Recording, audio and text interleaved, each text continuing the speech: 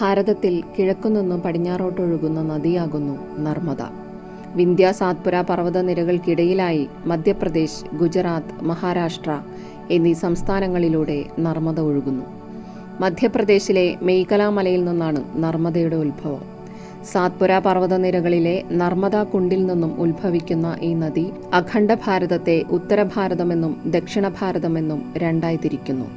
നമ്മുടെ ഭാരതഭൂവിലൊഴുകുന്ന പരിപാവനമായ നദികളിൽ നർമ്മദയുടെ സ്ഥാനം അദ്വിതീയമാണ്. പുണ്യനദിയായ ഗംഗ പോലും വർഷത്തിലൊരിക്കൽ നർമ്മദയിൽ കുളിച്ച് ശുദ്ധി വരുത്താറുണ്ടെന്ന് ഐതിഹ്യം. ഗംഗ ഭക്തരുടെ പാപങ്ങളെല്ലാം ഏറ്റുവാങ്ങുന്നതിനാൽ ആ പാപങ്ങൾ തീർക്കുവാനായി വർഷത്തിലൊരിക്കൽ നർമ്മദയിലെത്തി കുളിക്കുന്നുവത്രേ. നർമ്മദയെ കണ്ടാൽ തന്നെ പാപമോചനം സാധ്യമാകുന്നു. നർമ്മദയുടെ തീരങ്ങളെല്ലാം തന്നെ പവിത്രമാണെന്ന് മത്സ്യപുരാണം. മുക്തിദായിനിയായ ദേവിയും മോക്ഷദായകയായ അമ്മയുമായ നർമ്മദ രേവ എന്ന പേരിലും അറിയപ്പെടുന്നു. സ്കന്ദപുരാണത്തിലെ രേവാഖണ്ഡത്തിൽ നർമ്മദയെക്കുറിച്ച് വ്യക്തമായ പരാമർശമുണ്ട്. ഗംഗാ നദി ഹരിദ്വാറിലും കാശിയിലും, സരസ്വതി നദി കുരുക്ഷേത്രത്തിലും, ഗോദാവരി നാസിക്കിലും മാത്രം പവിത്രമാകുമ്പോൾ നർമ്മദയുടെ എല്ലാ തീരങ്ങളും പവിത്രവും പരിപാവനവുമാണ്. അതുകൊണ്ട് തന്നെ നർമ്മദാ പരിക്രമം അല്ലെങ്കിൽ നർമ്മദാ പ്രദക്ഷിണം ആത്മീയ യാത്രയിലെ ഒരു നാഴികക്കല്ലാകുന്നു. നർമ്മദാ നദിയെ ഒരു ദേവിയായി സങ്കല്പിച്ച് കാൽനടയായി നദിയെ പ്രദക്ഷിണം വയ്ക്കുന്നതാണ് നർമ്മദാ പരിക്രമം. ഉദ്ഭവസ്ഥാനത്ത്, അതായത് അമർഖണ്ഡകിൽ നിന്നും തുടങ്ങി നദിയുടെ കരയിലൂടെ നടന്ന് നദി ഗുജറാത്തിൽ അറബിക്കടലിൽ ചേരുന്നവരെയും അവിടെ നിന്ന് മറുകരയിലൂടെ തിരിച്ചും ഉത്ഭവസ്ഥാനത്തെത്തുന്ന പ്രദക്ഷിണമാകുന്നു നർമ്മദാ പരിക്രമം. ഈ പ്രദക്ഷിണം പൂർത്തിയാക്കുവാൻ ഏകദേശം 3-4 മാസങ്ങൾ ആവശ്യമായി വരും.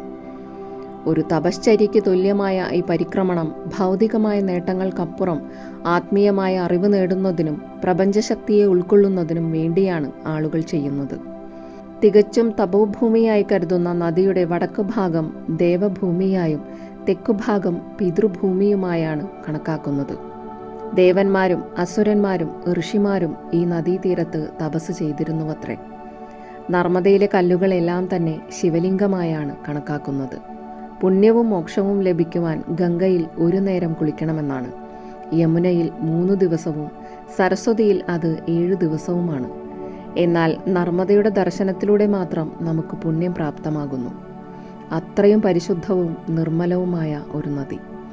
യാതൊരു ഉഗ്രഭാവങ്ങളുമില്ലാതെ ഒരു ജീവജാലങ്ങൾക്കും ഹാനി വരുത്താതെ ശാന്തമായി ഒഴുകുന്ന പവിത്രമായ നർമ്മദ.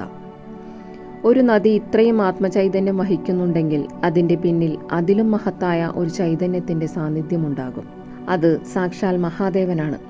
പരമശിവന്റെ വിയർപ്പ് തുള്ളികളിൽ നിന്നാണ് നർമ്മദയുടെ പിറവി. എന്നുവച്ചാൽ പരമശിവപുത്രി. ഈ സംഭവങ്ങളെല്ലാം തന്നെ വിഖ്യാതമായ ത്രിപുരദഹനവുമായി ബന്ധപ്പെട്ട് കിടക്കുന്നു. ത്രിപുരദഹനം എന്നത് പുരാണ സംബന്ധിയായി കാണപ്പെടുന്ന ഐതിഹാസികമായ ഒരു സംഭവമാണല്ലോ. പരമശിവനാണ് ത്രിപുരം എന്ന അത്യന്തം വിനാശകരമായ 3 പുരങ്ങളുടെയും ഈ പുരങ്ങളുടെ മേധാവികളായ 3 അസുരന്മാരുടെയും ഉന്മൂലനത്തിന് കാരണക്കാരനായത്. അതിനാൽ തന്നെ പരമേശ്വരൻ ത്രിപുരാന്തകൻ എന്നറിയപ്പെടുന്നു. ത്രിപുരദഹനത്തിൻ്റെ ഒരു ചെറിയ സംഗ്രഹം ഇങ്ങനെ: താരകാസുരന്റെ പുത്രന്മാരായ താരകാക്ഷൻ, കമലാക്ഷൻ, വിദ്യുന്മാലി എന്നിവർ ബ്രഹ്മാവിനെ തപസ് ചെയ്ത് പ്രസാദിപ്പിക്കുന്നു. സർവ്വലോകങ്ങളിലും അസുരാധിപത്യത്തിനും എളുപ്പം മരണമുണ്ടാകാതിരിക്കുവാനുമായി വിചിത്രമായൊരു വരം അവർ ആവശ്യപ്പെട്ടു. സ്വർണം കൊണ്ടും വെള്ളി കൊണ്ടും ഇരുമ്പ് കൊണ്ടും നിർമ്മിക്കപ്പെട്ടതും സ്വർഗം, ഭൂമി, പാതാളം എന്നിവിടങ്ങളിലായി സദാ സഞ്ചരിച്ചു കൊണ്ടിരിക്കുന്നതുമായ 3 പുരങ്ങൾ അവർക്ക് വേണം. എപ്പോഴും ചലിച്ചുകൊണ്ടിരിക്കുന്ന ഈ പുരങ്ങൾ 1000 വർഷത്തിലൊരിക്കൽ ഒരുമിച്ച് ചേരണം. ഇനി അവർക്ക് മരണം ഉണ്ടാകണമെങ്കിൽ തന്നെ 1000 വർഷത്തിലൊരിക്കൽ ഈ പുരങ്ങൾ ഒരുമിച്ച് ചേരുമ്പോൾ ഒരൊറ്റ അസ്ത്രത്താൽ മാത്രവും ആയിരിക്കണം. ഇങ്ങനെ സങ്കീർണമായൊരു വരം ബ്രഹ്മദേവനിൽ നിന്നും അവർ വാങ്ങിച്ചെടുത്തു. ശേഷം ഇവർ ഈ 3 പുരങ്ങളിൽ വാസം ആരംഭിച്ച് ത്രിപുരാസുരന്മാർ എന്ന പേരിൽ എല്ലായിടത്തും തങ്ങളുടെ ആധിപത്യം സ്ഥാപിക്കുവാൻ തുടങ്ങി. ഇവരെ കൊണ്ടുള്ള ശല്യം അതിക്രമിച്ചപ്പോൾ ദേവന്മാരും ഋഷിമാരുമെല്ലാം പരമശിവനിൽ ആശ്രയം കണ്ടെത്തുന്നു. ഒടുവിൽ ധർമ്മത്തിൻ്റെ വീണ്ടെടുപ്പിനും ദേവനന്മയ്ക്കുമായി പരമേശ്വരൻ ഒറ്റ അസ്ത്രത്താൽ ത്രിപുരങ്ങളെയും ത്രിപുരാസുരന്മാരെയും ഭസ്മമാക്കി. അന്നു മുതൽ പരമേശ്വരൻ ത്രിപുരാന്തകൻ എന്നറിയപ്പെടുവാൻ തുടങ്ങി. സ്വർണം, വെള്ളി, ഇരുമ്പ് എന്നിവ കൊണ്ട് നിർമ്മിച്ച് ഉലകം ചുറ്റിയ ത്രിപുരങ്ങളും ത്രിപുരാസുരന്മാരും ഭസ്മമായി പരമേശ്വരനു മുൻപിൽ.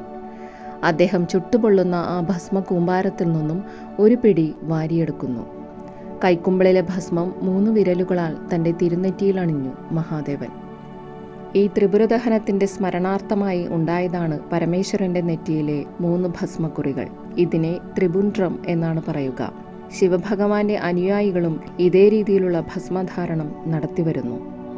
ത്രിപുരദഹനാർത്ഥമുണ്ടായ അനിയന്ത്രിതമായ താപം മൂലം പരമേശ്വരൻ്റെ ദേഹമാകെ ചുട്ടുപൊള്ളുവാൻ തുടങ്ങി. ആ താപം ദൂരീകരിക്കുവാനായി അദ്ദേഹം ആ ഇടത്തിൽ തന്നെ ധ്യാനത്തിൽ മുഴുകുന്നു. അല്പനേരത്തിനുള്ളിൽ മഹാദേവന്റെ ശരീരത്തിൽ നിന്നും വിയർപ്പ് ധാരധാരയായി ഒഴുകുവാൻ ആരംഭിച്ചു. ക്രമേണ അതൊരു നീരുറവയായി മാറി. അദ്ദേഹത്തിൻ്റെ കാൽപാദത്തിനരികിൽ കെട്ടിക്കിടന്നു ആ പുണ്യതീർത്ഥം. പരമേശ്വരന്റെ ശക്തി വഹിക്കുന്ന ആ ജലത്തിൽ നിന്നും അതീവ ചൈതന്യമുള്ള ഒരു പെൺകുട്ടി രൂപം പ്രാപിച്ചു. ചുറ്റുപാടുകൾ വീക്ഷിച്ചപ്പോൾ അവൾ കാണുന്നത് തൻ്റെ മുൻപിൽ ധ്യാനത്തിലിരിക്കുന്ന പരമശിവനെയാണ്. പക്ഷെ അതാരാണെന്ന് അവൾക്കറിയില്ല.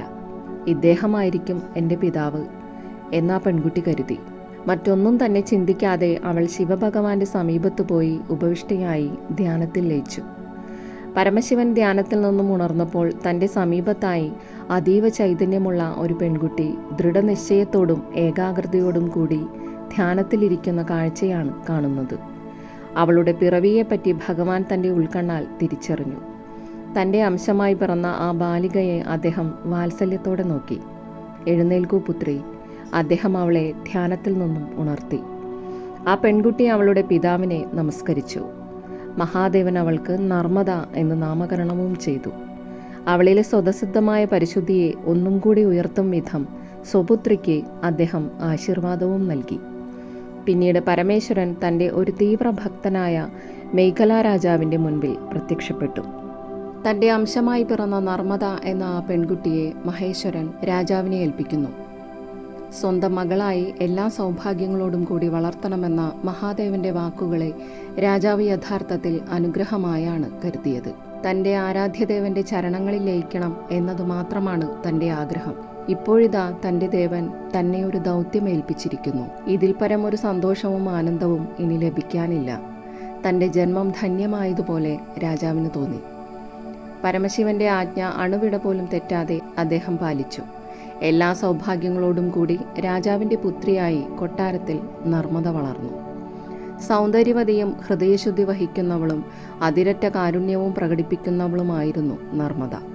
പക്ഷികളോടും മൃഗങ്ങളോടും വാത്സല്യവും കരുണയും കാണിക്കുക അവളുടെ ശീലമായിരുന്നു. കാലം കടന്നുപോകവേ മഹാരാജാവ് നർമ്മദയുടെ സ്വയംവരത്തിനുള്ള മുന്നൊരുക്കങ്ങൾ തുടങ്ങി. അതീവ സുന്ദരിയായിരുന്നു നർമ്മദ. ആയതിനാൽ സ്വയംവരത്തിന് തയ്യാറാക്കിയ മാനദണ്ഡവും അവളുടെ സൗന്ദര്യത്തെ ആധാരമാക്കിയുള്ളതായിരുന്നു. സ്വയംവര സംബന്ധിയായ വിളംബരം രാജാവ് നാടൊട്ടുക്ക് അറിയിച്ചു. ഏതൊരു യോഗ്യനായ വ്യക്തിയാണോ നർമ്മദയുടെ സൗന്ദര്യത്തെക്കാൾ സുന്ദരമായ പുഷ്പങ്ങൾ കൊണ്ടുവരുന്നത് അദ്ദേഹത്തെ വരനായി തിരഞ്ഞെടുക്കുന്നതായിരിക്കും. ഇതായിരുന്നു വിളംബരം. അതനുസരിച്ച് നിരവധി രാജകുമാരന്മാരും പ്രഭുകുമാരന്മാരും മറ്റു യുവാക്കളും സൗന്ദര്യം തികഞ്ഞ പുഷ്പങ്ങളുമായി കൊട്ടാരത്തിലേക്ക് ഒഴുകുവാൻ തുടങ്ങി. എന്നാൽ രാജാവിന് അതൊന്നും തന്നെ യോഗ്യമായി തോന്നിയില്ല. തൻ്റെ പുത്രി അതീവ സുന്ദരിയാണ്. അവളെക്കാളും സൗകുമാര്യം തികഞ്ഞ പുഷ്പങ്ങൾ ഈ ലോകത്തിലുണ്ടോ എന്ന് തന്നെ അദ്ദേഹത്തിന് സംശയമായി. അങ്ങനെയിരിക്കെ ഒരു ദിവസം ഒരു രാജകുമാരൻ അതിമനോഹരമായ കുറേ പുഷ്പങ്ങളുമായി രാജാവിനെ കാണാനെത്തി. രാജാവിനെ മുഖം കാണിച്ച ശേഷം ആ കുമാരൻ പറഞ്ഞു, പ്രഭു, എൻ്റെ പേര് സോൻഭദ്ര. രാജകുമാരിയുടെ സൗന്ദര്യത്തെക്കാൾ ഒരു പടി ഉയർന്നു നിൽക്കുന്ന ഈ പുഷ്പങ്ങൾ അങ്ങേക്കും പ്രിയങ്കരമായി തീരും, സംശയമില്ല. ഞാൻ തേടിക്കൊണ്ടുവന്ന ഈ പുഷ്പങ്ങൾ ലോകത്തിലെ ഏറ്റവും മനോഹരമായതും അത്രയും സുഗന്ധം വഹിക്കുന്നവയുമാണ്. അതിസുഗന്ധിയായതുകൊണ്ട് തന്നെ ഇതിനെ കല്യാണ സൗഗന്ധികം എന്നാണ് എല്ലാവരും സംബോധന ചെയ്യുന്നത്. എന്നു മാത്രമല്ല ഇവയുടെ സൗന്ദര്യത്തിന് തുല്യം നിൽക്കുന്ന ഔഷധമൂല്യവും ഇവയ്ക്കുണ്ട്. രാജകുമാരൻ പറഞ്ഞു നിർത്തിയപ്പോൾ രാജാവ് ആ പുഷ്പങ്ങൾ പരിശോധിച്ചു. സത്യം തന്നെയാണ്. തൻ്റെ പുത്രിയുടെ സൗന്ദര്യത്തെക്കാളും ഒരു പടി മുകളിൽ തന്നെ നിൽക്കുന്നു ആ കുസുമങ്ങൾ. രാജാവ് അതിയായ ആനന്ദത്തോടെ ആ രാജകുമാരനെ ആലിംഗനം ചെയ്തു. വരൂ കുമാര, നീ തന്നെയാണ് നമ്മുടെ പുത്രിക്ക് ഏറ്റവും യോജിച്ചവൻ. വിവാഹത്തിനുള്ള ഒരുക്കങ്ങൾ നാം ഇത് ആരംഭിക്കാൻ പോവുകയാണ്. രാജകുമാരനും ഒരുപാട് സന്തോഷമായി. എന്നാൽ ഈ വിവരങ്ങളെല്ലാം അറിഞ്ഞ് നർമ്മദ അല്പം ചിന്താകുലയായി. തന്നെ വിവാഹം കഴിക്കാൻ പോകുന്നയാൾ എത്തരക്കാരനായിരിക്കും? അദ്ദേഹത്തിൻ്റെ സ്വഭാവവും രീതികളും എങ്ങനെയായിരിക്കും? അങ്ങനെ ഒട്ടേറെ ചിന്തകൾ അവളെ അലട്ടി. അവസാനം അതിനൊരു ഉപായവും അവൾ കണ്ടെത്തി. തൻ്റെ തോഴിയായ ജോഹിലയെ അവൾ വിളിച്ചു വരുത്തി. ജോഹില, എന്നെ വിവാഹം കഴിക്കാൻ പോകുന്ന സോൻഭദ്രയെക്കുറിച്ച് കൂടുതൽ കാര്യങ്ങൾ അറിയുവാൻ എനിക്ക് ആഗ്രഹമുണ്ട്. പക്ഷേ ഇപ്പോൾ കൊട്ടാരത്തിന് പുറത്തേക്ക് പോകുവാൻ എനിക്ക് നിർവാഹമില്ലല്ലോ. നീയൊരു കാര്യം ചെയ്യണം. എൻ്റെ വേഷം ധരിച്ച് ആൾമാറാട്ടം നടത്തി അദ്ദേഹത്തെ നീ പരിചയപ്പെടണം. അദ്ദേഹം എത്തരത്തിലുള്ളവനാണെന്ന് നീ മനസ്സിലാക്കണം. ശേഷം നർമ്മദ അവളുടെ ആടയാഭരണങ്ങൾ തോഴിക്ക് നൽകി. എത്രയും പെട്ടെന്ന് തിരികെ എത്തിച്ചേരണമെന്നും നിർദ്ദേശിച്ചു. രാജകുമാരി ഏൽപ്പിച്ച ദൗത്യം ഏറ്റെടുത്ത ജോഹില രാജകുമാരനെ കാണുവാനായി യാത്രയായി. സോൻഭദ്ര താൽക്കാലികമായി താമസിച്ചിരുന്ന കൊട്ടാര സമീപത്തേക്ക് ജോഹില എത്തിച്ചേരുന്നു. കുറെ തിരഞ്ഞ ശേഷം അവൾ ഒരു കുമാരനെ കാണുന്നു അവിടെ.